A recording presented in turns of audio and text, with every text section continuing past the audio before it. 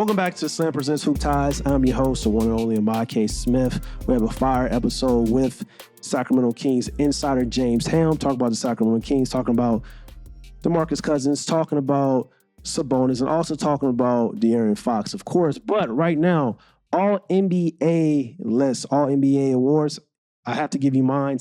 First team, I'm going with Stephen Curry for the guard position. I think Stephen Curry averaged 36 and 6. He shot almost 50, 40, 90 again. He was phenomenal during the regular season. He really kind of put the Golden State Warriors on his back. So to me, he's going to be on the All-NBA first team. Another player I'm rolling with is Donovan Mitchell. I feel like Donovan Mitchell is the best combo guard in the league, the best player on the Cleveland Cavaliers.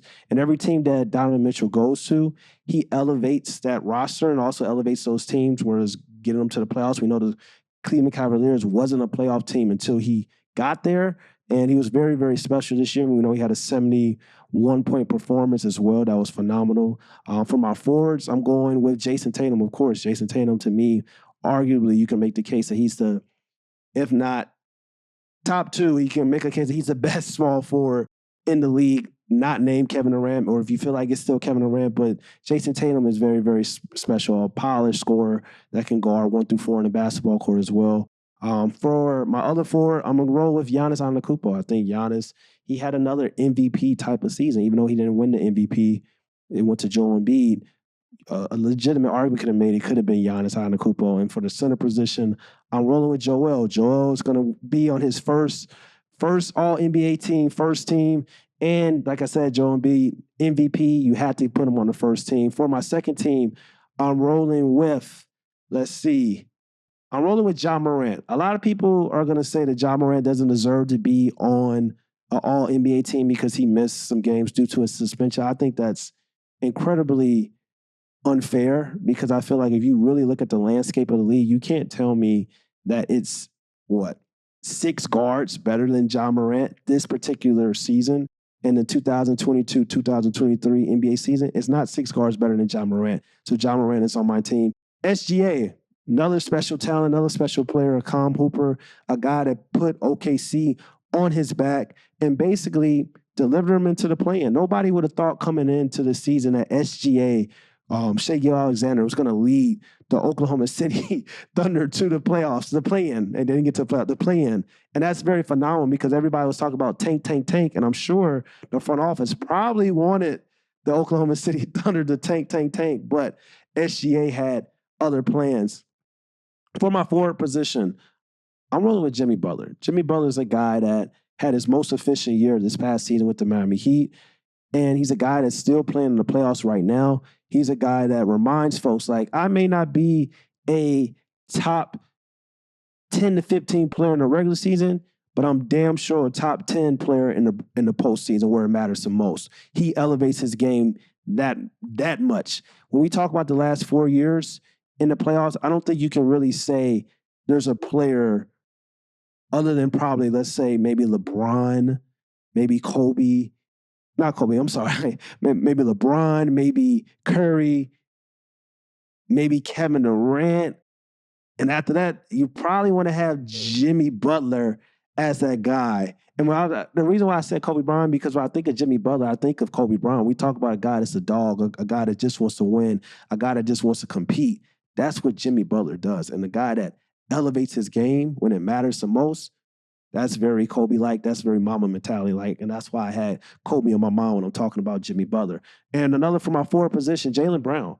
I think it's very important for Jaylen Brown to be on the All-NBA team. I feel like he deserves this. He's the second best player on the Boston Celtics. Sometimes he can be the first best player on the Boston Celtics. He's a guy that's really worked on his game, a guy that's has really gone from this athletic specialist when he first came into the league to one of the most polished 3-level scorers this game has seen. Right now, I don't know what's going to happen with the situation with the Boston Celtics because Jaylen Brown has been in the media lately. He's been kind of, hot and cold based on some of his answers with the media, but Jaylen Brown is very, very talented. I think the season that he had, and he was very efficient, I feel like he deserves to be on the All-NBA second team.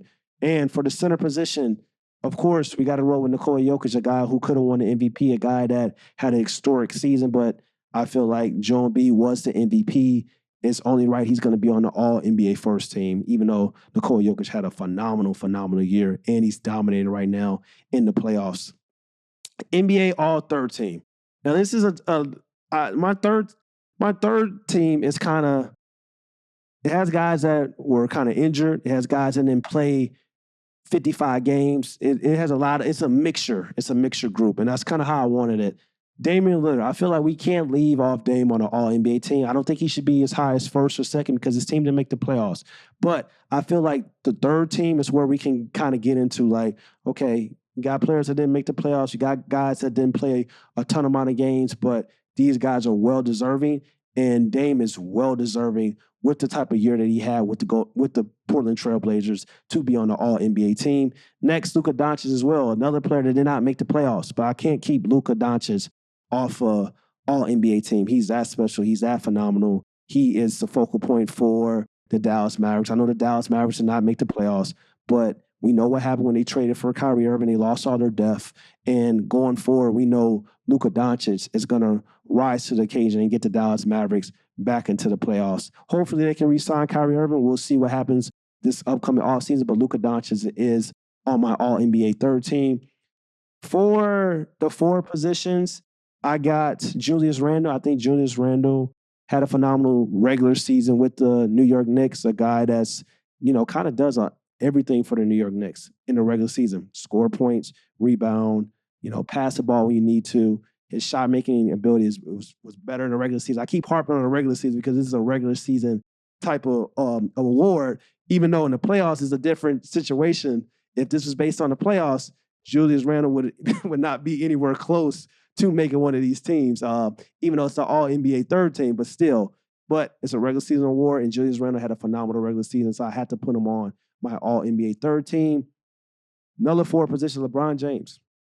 I feel like LeBron James in year 20 was phenomenal. I feel like even with the up and down and inconsistency of the Lakers in the first half of the season, and with Russell Westbrook and with LeBron being hurt and with Anthony Davis being hurt, LeBron James had big moments and kind of kept the Los Angeles Lakers afloat when he was on the court healthy and was still dominant and was still showing like, yo, when healthy, you could make a case that he's a top 10 player in the league right now. When healthy, you can make a case that LeBron James could anywhere be, from that 5 to 10 range. But that's how great I feel LeBron James was in the regular season. Even right now in the playoffs, people are talking about, well, LeBron James is not really having the type of playoffs we're used to, accustomed to seeing. He's in year 20. He's playing on 1 foot. And right now he's averaging he's averaging career Tim Duncan numbers, like 22, like 10 and 8. That's what LeBron James is basically averaging right now. And Tim Duncan averaged something similar, like 22, I think 10 and like 4 for his career numbers. That's what he's doing right now as a second option for the Los Angeles Lakers. But for his regular season, I had to have LeBron James on my third team, All-NBA team. And last but not least, I got Anthony Davis at the center position because that's what he played mostly this year. Anthony Davis is phenomenal when he's healthy. Another guy we talk about when healthy, you can make a case he's a top 5 player in this league. We know he's a top 5 talent automatically, but health and durability has always been a question. In the regular season, when he did play, when he did show up, he was phenomenal. Also, he kept the Los Angeles Lakers afloat in that, 3 weeks where he was dropping crazy numbers, looked like an MVP candidate to keep the Lakers from falling off the wagon when LeBron James got hurt. And we look what he's doing right now in the playoffs as well. He's reminded folks that, once again, when I'm healthy, when I'm right, I'm a top 5 player in this league. And also, I'm damn near, if not the best defensive player in this league. I'm top 5 as well in that category as well. So Anthony Davis on my All-NBA third team. And so there you have it. My first team, my second team, my third team for the All-NBA awards. And once again, we have James Ham coming up. Fire interview. Stay tuned. And we're back with another fire episode of Hoop Ties. We have a very, very special guest, James Ham, Kings insider for ESPN 1320. How you doing, James? I'm good. Just getting my summer going. Yeah? How's the weather out there in Sacramento? It just turned beautiful, to be honest with you. It's just absolutely gorgeous. We had some really weird weather all season long, lots of rain, but summer is here and we're excited about it. It's crazy because I was just in LA for a wedding like 2 weeks ago, and everybody talking about in California, like, oh, it's been raining, the weather. I'm like, well, it's nice when I was out here. So it's interesting that you said that. But I want to get right into it, James. I want to ask you, how did you kind of get your love for the game of basketball, or how did you kind of get into covering the Kings? Yeah, I've covered the Kings. This is my 13th season as a full-time member of the media. I actually found my way into it in a really strange way many years ago. I was a blogger. I had two young boys at home. My wife was a young attorney working 80 hours a week, and I was looking for somewhere to sort of put my energy. And I found writing and talking about the Sacramento Kings is a really good way to do that. And next thing you know, I own a ESPN True Hoop site. I'm a stringer for NBA.com. I go on to work for NBC Sports Bay Area for 6 years. Now I'm with ESPN 1320 radio in Sacramento, and I have my own thing called the Kings Beat. But yeah, it's been a wild ride. To be honest, I've never taken a journalism course. I have a degree Right. in U.S. history Wow. from UC Davis, and so it's one of those things that sometimes you stumble into, and you got to keep your eyes open and keep your mind open. And I have a real hunger for the story, chasing the story, knowing information that other people don't have. But also, I love podcasting. I love writing long form. It's been a really, really crazy career that I've had here. Yeah, definitely seems like a lot. But I want to ask you though, did you grow up a basketball fan? Did you have a favorite team, or did you just kind of stumble across like covering the Kings, like you said, blogging about them? Yeah, so I'm a huge sports fan. Hmm. I record all podcasts and all radio interviews and TV interviews here in my bar. I have a full bar that's wall to wall black and white pictures of NFL, Major League Baseball, NBA basketball. But the Kings have been the only one in town. I grew up on the outskirts of Sacramento in a town called Grass Valley, and I've basically have lived in this area my whole life. Quick stop in the Bay Area. But overall, I've been here in the Sacramento area. So I grew up listening to Gary Gerald, the amazing voice of the Sacramento Kings, on the radio. And I grew up watching the Sacramento Kings. And so to stumble into this and to be part of the media here in Sacramento for a long time has really been something that I never thought I would get into. But it's been super rewarding and a job that I still love to do every day. Definitely. So this was the first time the Kings made the playoffs in 17 years. So I want to ask you, James, how would this season be remembered? Yeah, so coming into this year, my first 12 years covering the team, I was 240 games under 500. Wow. So yeah, so put that in perspective. Uh, A that lot of means losing that years. that means that every year I wrote on average over 50 losing game recaps. Mhm. And so I think this season is going to be remembered as I want to say the season of love. Like that's what it feels like the way that the team has been embraced by the community again after really just crushing their fan base for the last 16 years is amazing. The fan base really they came out for the beam. They came Right. out and supported a team that really is just they tried to relocate the team twice. They've changed ownership. They've changed management four times during my time covering the team. I'm on my ninth head coach. And Mhm. so I think this season when it came like right in the first couple of days of we get to media day and Mike Brown does that incredible scream, which was my video I put out, which has now become like a meme Mhm. where Mike Brown yells in the air. That's when I told my fellow reporters, I'm like, man, if they can only win and Mike Brown is like this all season long, we're gonna have a good time. Mhm. And that's exactly what happened. They never lost. They lost 4 games in a row to open the season. They only had one other 3-game losing streak in November, and the one at the very end of the season when they stopped playing. Mhm. But outside of that, this was a team that was resilient, which I've never seen before in Sacramento. They could take a punch and throw one back. But I say love because from Mike Brown to his coaching staff to the players. There's just something different about this vibe. Like all of the assistant coaches have small children. Monty McNair has small children. Sabonis, Fox, Harrison Barnes, they all have babies. So there's this weird family vibe. You show up to a game and there's little kids everywhere. Like all of them are there. Then the family room gets filled up. There's a daycare in Sacramento that has 13 children from the Sacramento Kings front office and coaching staff. Wow. So like there's just a different feel to this team. And I think that that's what they captured. They captured a family. You see Trey Lyles' comments at the end of the year where he literally said, "This is the most welcome I've ever felt in my entire NBA career." The first time he'd ever been invited over to another player's house for a birthday party. He said just like everything about this was amazing. And I think every player wants to be back. And that's something that has not always been the case in Sacramento. Seems like an excellent culture there in Sacramento. It's funny that you said like family oriented because, like I said, I was in California 2 weeks ago.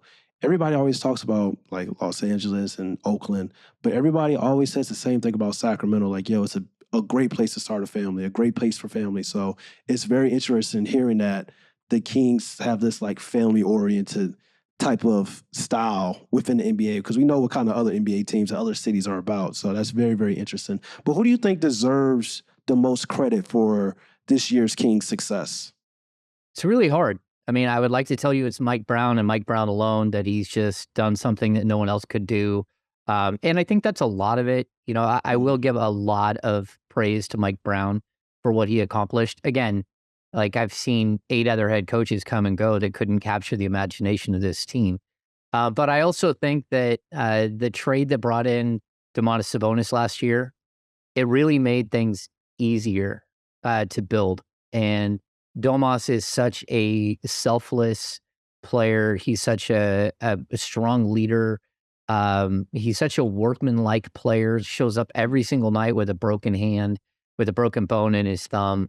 Like there was something to that in itself that this team, like they played hurt all season long. It's one of the few teams. I think they led the league in fewest games missed, but they played hurt and they didn't want to give in for their teammates. And so I think that that's part of it. De'Aaron Fox, like finding himself was amazing. The Malik Monk addition that just like lit a fire under Fox, but Yeah. also gave him somebody to like lean on that he's really close with. Kevin Huerter was spectacular during the regular season. Keegan Murray was just the perfect rookie for a team like this where you counted on him for 30 minutes a night, but he shot 41% from 3. And his demeanor never wavered the entire season. He's just straight faced, and whatever the team needed from him is what he did. So I think the buy-in was crazy. So I don't want to put it on any one person. Again, Monty McNair wins Executive of the Year. I think he did a great job. Mike Brown, Coach of the Year, Clutch Player of the Year. Probably going to have 1 or 2 All NBA announcements later today. Keegan Murray, All Rookie. This was a group that all found themselves at the same time, which is rare in the NBA. Do you feel like it's safe to say that the Kings made the right decision by keeping De'Aaron Fox over Tyrese Halliburton? Yeah, I do. Look, I think Ty's a great young player, and he's going to be a multi-time All-Star, has the potential to be a Hall of Fame player. But I'll tell you today, I still believe that De'Aaron Fox is a better player. He makes a lot more money, but I think he's a better player, and that's something like when you're a team like Sacramento and talent doesn't grow on trees and you don't get to play in the free agent market and trades are tough and agents say, no, I don't want my player traded there. You have to do right by the players that have put in the work and grown in your system and become something. And that's where I think Fox really has taken off. Yeah, I do too. I think Fox was even last year was kind of a down year, not this year, the previous year for us, like statistically, but the season before, like he was putting up crazy numbers before he got that big contract. And I think this year, he was kind of one of those players where people talk about how good is he? And I was like, well, he's really, really good. He just doesn't have a competent team around him. Similar with Devin Booker. Devin Booker has always been really, really good. But as soon as you put a competent team around him, they were able to flourish. I think we're going to see the same type of, for the future of the Sacramento Kings with De'Aaron Fox leading the way. But you talked about Sabonis a little bit. What do you feel like Sabonis needs to do to improve to be I want to say, the second best player on a playoff team for the Kings going forward, because it seemed like he kind of struggled with the Golden State Warriors, especially with, Draymond Green guarding him and not being as aggressive as he was in the regular season. So what do you think he needs to do going forward to kind of be that second option after De'Aaron Fox in the playoffs when it matters the most? Yeah, I think the biggest thing he needs to do is be able to hit the 18-foot jumper. Like as someone who watched Chris Webber here in Sacramento for years, I know that opened up all the spacing that the Kings needed at that time. You had great shooters all around him. I think that's one thing. But then the other thing I'll point out is that Kevon Looney is the matchup that really, really hurts Sabonis. And Mhm. if you look around the NBA, there's a couple of guys that are like him, and it's Steven Adams. It's, like the big, gigantic, super strong, defensive-minded guys that have given Sabonis trouble. I would make the claim that if you would have put Sabonis up against anyone else outside of Looney and a team that's been together for a decade and has won 4 championships like the Warriors, that the Kings probably would have moved right through the first round. And I'll say that about the Lakers. I'll say that about Minnesota. Like, again, he's used Rudy Gobert throughout the season, like had no problems going right through him. I had no problems with Anthony Davis. Kings are 3-1 against the Lakers. Um, Sabonis has an ability to bully just about anyone except for guys who are built like him. And Mhm. that's what he ran into in Looney. And so that's where I would kind of put it. Like there's a point where like it's just a bad matchup. And Yeah. the Kings still took 7 games. So Mhm. in their first playoff experience, it took 7 games for the Warriors to beat them. So I don't think he needs to do anything way different than what he did this last year. And I kind of think he'll sit for the rest of his career right around between 18 and 20 points, between 12 and 13 rebounds, between 7 and 8 assists. And he'll do that for the next 5 or 6 years and probably make an all-star team every year and probably be considered a Hall of Fame level player. Do you feel like the Kings need to add on a elite, I want to say 3 going forward in the future? Because we know Yeah. that this is a wings league, so we know guys like Kevin Durant, Kawhi Leonard, Jimmy Butler, Jason Tatum, what they're doing in the playoffs and had success in the playoffs. I feel like that's probably the next step for the Sacramento Kings. What do you feel, James? Yeah, I think the player that I keep circling and saying, if you could add a player, Mikal Bridges is one where I think he would fit in seamlessly in Sacramento and be really, really good. But OG Anunoby is the other, who I think would absolutely change the entire defensive culture of the Kings, Mm-hmm. and would basically be a trade out piece with Harrison Barnes as far as the offensive end. I think that's the player that really stands out. The Kings don't need more offense. What they need is long, athletic defenders Mm-hmm. that can slow down people and keep them off the Sabonis. And so I really do think that the next step is, a long, athletic wing, whether it's a 3 or a 4, whatever it is, Mm-hmm. they got to find it.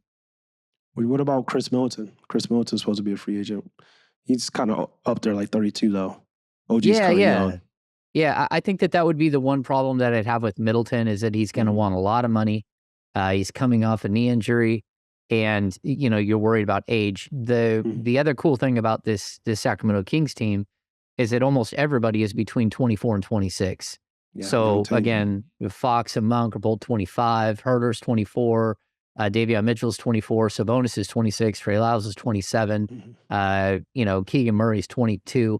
They're all around the same age group. And so I think the Kings would like to keep a player around that can build and grow and be part of what this Mm-hmm. team does going forward. Yeah, that definitely makes sense. For this next segment, James is a truth teller segment. So basically, I'm going to read your tweet. I want you to say if this guy or this girl is a truth teller or not. Sounds good? Yeah. All right. So we have Elliot Shore Parks. The Kings season was not a failure. The Bucks season was a failure. Is this guy a truth teller or not? Man, I'm gonna say yes.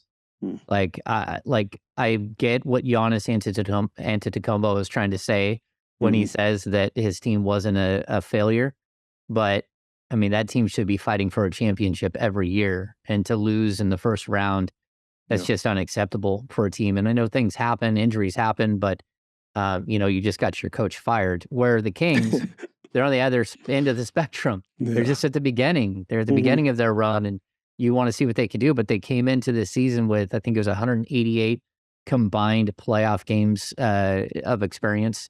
and like 52 of those were were what?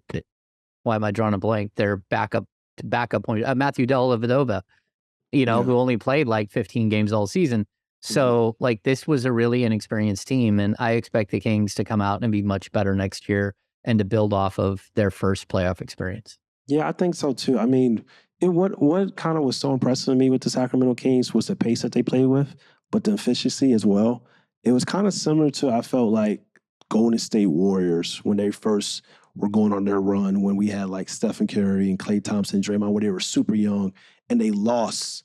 I think it was the Clippers. They lost the year before, and then they went on and went to the championship. I'm not saying that's guy with the Kings, but that's what it kind of feels like is going to happen for us, like the future of the Kings, like being very, very promising young team.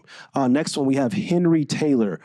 Keegan Murray has legit superstar potential. He isn't showing it in a flashy way, but I just feel like it's there. Truth teller or Hey, not. I think that's up for debate. I will tell you, the Sacramento Kings believe that statement. They Okay. believe that within the walls, they believe that he's going to be a star level player. Whether that's going to happen or not, I'm not sure. My biggest, like, I love his skill set, and we've seen flashes of other things that he can do, and that I think that there is greatness hiding. But the problem that you have is that he defers to other people, and so if he listens to his coaches and his teammates and plays to the level that they want him to going forward, then Mm-hmm. sure, I think he can get there. But if he waits and nobody's telling him to go, I have a problem believing that he's going to take huge strides without someone poking him. 100% agree. Next one and last one, Omar 24. Nikola Jokic is the best white player in NBA history. No. Truth teller or not? I mean, it's a strange question. Yeah. But I mean, we got Larry Bird out there somewhere. Yeah. Yeah. Like I have a tough time, there's players before Larry Bird, but Mhm. like modern, yeah, Yeah. probably. But you're also saying that he's better than Dirk. He's better. That's And like, tough. Yeah. yeah, like I mean, we're not saying European or American, like Mhm. just white. I mean, there's some great white players throughout the history of the NBA, Yeah. and so Jokic is a joy to watch. I mean, talk about a guy who can't jump over a phone book, but who can destroy Yeah. every single player in the league. Just absolutely bizarre. There is absolutely no stat stuffing going on at Mhm. all. That's just a dominant NBA player. Strictly skill too. Like you say, he can't. Yeah, He's so slow. Does everything footwork, post, can shoot the three-level score. I think maybe in the future, who knows if he goes on to win some championships? He's two-time MVP, but who knows? yeah. For this next segment, is say with your chest and what you say the first thing that I'm going to say that comes to your mind, James. Sounds good. Okay. 2001, 2002 Sacramento Kings. Champions. Wow. Why champions? Because they got robbed. I mean, Mm. that's the 2001, 2002 Sacramento Kings. Yeah, that's the team. I know them all. Like they're all around the team. They have been over the last couple of years. I'm super good friends with Doug Christie. That was the best team in basketball. It was the best team in basketball for probably 3 straight years. And they were robbed in a 7-game series. They choked in in game 7. They were 7, robbed in yep. game 6. And they'll tell you that too. Like the players to a man, they'll tell you they blew Yeah. game 7. Doug and Peja missed free throws in the final minute, but yeah, that right there is a championship team. Sounds good. Draymond Green. Hmm. I'm going to say Hall of Famer if you want one Okay. word. Okay. Yeah, I mean, I've covered him for a long time because when I got done with my Kings seasons, I would transfer right over to covering Warriors because Kings would end on tax day every year, and then the Warriors would Mhm. go to the championship. So, I mean, I've been in Game 7 locker rooms, both the Mhm. Cavs and the Warriors. He's a champion. Um, I got to be honest, I don't like watching him play. I don't like the Yeah. antics. I was Mhm. in the building when he absolutely stomped on DeMarcus Sabonis and then jumped on the seats right down below us as media and, grabbed his crotch and yelled profanity at the crowd. I watched all of it and Adam Silver looking on, I could see right in direct line. Like, I don't think that the NBA is that. And I think that was an embarrassing moment. But at the Mhm. same time, he's a great winner. He's a guy who's been there for a long time and who's done it. And you have to put respect where respect is due as far as a player. Last one, DeMarcus Cousins. Oh, Boogie. So I covered Boogie my first 6.5 years in the league. I came into the league with Boogie. I've got a lot of love for Boogie. And I'm going to say not misunderstood would be the one word. Okay. So he wants to say that he's misunderstood or that he's been taken out of context or whatever. No. Like he is who he is. Why do you say that though? Like I talked to him when he was a 19, 20, 21-year-old kid, and he kept saying, I'm going to do it my way. I'm going to do it my way. And I kept saying, well, your way at 25 is different than your way at 19. Like that's just the nature of people. Your way at 27 is different. And I think he held to his guns and he did it his way the entire way. And where a lot of other people would have grown out of some of the mistakes that he made, there were still a lot of mistakes that he made. And while I have a ton of love for him and every time I see him, it's still nothing but love. I as a player, I have the utmost respect. Watching him on a nightly basis was absolutely poetry in motion. He's the one that took the big man to the next level. He's the one that started dribbling the ball. He's the one that started running with it full court. What he could do with the ball, what he could do to contort his body was absolutely amazing. But the other stuff, there was never a need for it. And so while I feel for him and where he's at right now in his career, there's always a tipping point where people will put up with certain things as long as your talent level is where it is. And then once that talent level starts to diminish even slightly and there's a balancing point, sometimes they side with not putting up with what you do off the court, what you do, during the practice sessions or in other situations with a team. And I think, to be honest, Draymond Green is in that similar situation where it's like, hey, when the team is great, when things are going good, you'll put up with a lot of things. And when it starts to go the other way, somebody might not put up with that stuff. Yeah, DeMarcus Cousins, I feel like we just talked about Nikola Jokic. You said like kind of took the big man to the next level. I feel like a lot of people talk about Nikola Jokic being like the first point center this league has ever seen, but DeMarcus Cousins was doing some of that in Sacramento. It's unfortunate what happened with him in the Kings, but like you said, talent is talent when it's there, but then talent goes away. Sometimes the players got to go away as well. Last question. Who are your 3 top favorite Kings players of all time, James? Okay, so my top favorite or like who do the greatest 3? No, not the greatest. Your favorite, your personal favorite. Your personal favorite. Like me, if I said I love DeMarcus Cousins, I love Chris Webber and Kevin Martin. Okay. Yeah, so like watching him play, Jason Williams. Jason Williams was one of the most amazing players to watch play live. Just absolutely spectacular. And then I kind of like I would put Vlade Divac into a different category where like seldom do you see somebody who's such a great leader that just pulls everyone together in such a special way. I loved covering DeMarcus. I've absolutely enjoyed watching De'Aaron Fox go from a 19-year-old kid to a grown man with a wife and a baby. And so like I would kind of put like those guys in a category by themselves. Like covering Costa Koufis was a joy to talk to on a daily basis. Absolute great dude. Omri Caspi was a great dude to talk to on a daily basis. Garrett Temple, one of the great leaders and great men that have a voice that will last long beyond their playing careers. So I've got to cover a lot of really interesting people. But as far as like players I loved watching, it's got to be Jason Williams is number 1. I loved watching Chris Webber. Peja Stojakovic hit the 3 ball.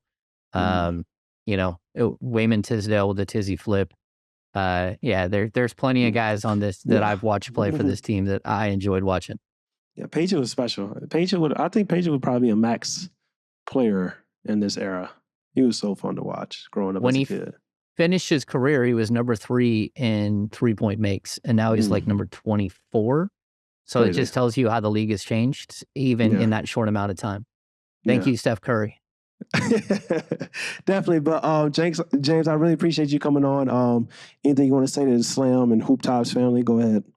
No, it's great to be on here. I fully enjoyed it. I've covered this team forever, and it's good that they're finally getting some notoriety. And look out for next season because I think they're going to build. They got something special here, which is interesting to say because I haven't got to see that. Definitely. James Ham, Kings Insider for ESPN 1320. Thank you once again, man. Anytime.